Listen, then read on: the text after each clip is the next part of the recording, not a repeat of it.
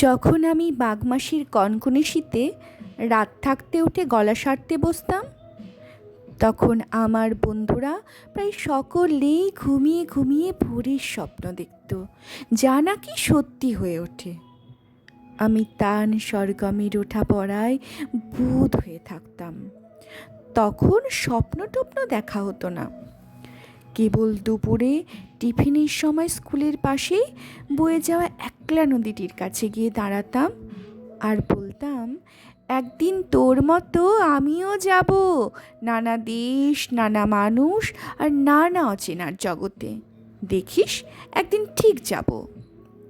পুজোর সময় বন্ধুরা দল বেঁধে ফুচকা খেত, ডাকলেও আমি সে দলে ভিড়িনি। গলার যত্ন, উঁচু ক্লাসে অনেকের বই খাতার ভাজি যখন সিনেমার ছবি, তখন আমার ব্যাকরণ খাতার পিছন মলাটে দরবারির নতুন তার লেখা। আমার গান আমার হাত ধরে নিয়ে যাচ্ছিল অন্য পথে।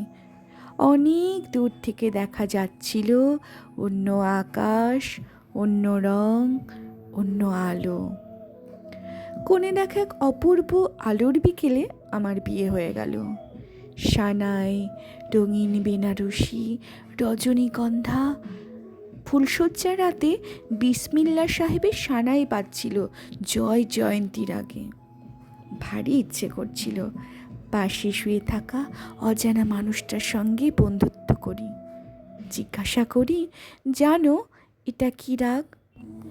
লজ্জায় জিজ্ঞাসা করা হয়নি। অনেক দিন পর যখন গান আমার হাত ছেড়ে দিয়ে একা ফেলে চলে গেছে অনেক দূরে, তখন মানুষটি বলেছিল একদিন, তুমি ভালো গান গাইতে পারতে, গাও না কেন? আমি উত্তর দিইনি।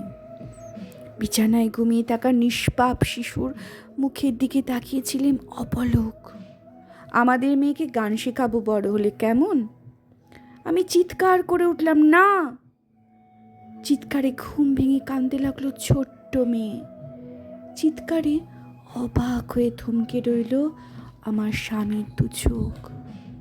আমি খুব নিচু স্বরে বললাম, না, ও সেলাই শিখবে, রান্না শিখবে, ঘর মোছা বাসন মাজা শিখবে, মার্কেটিং করতে শিখবে, জানলায় পর্দা লাগাতে শিখবে, অসুখে সেবা করতে শিখবে।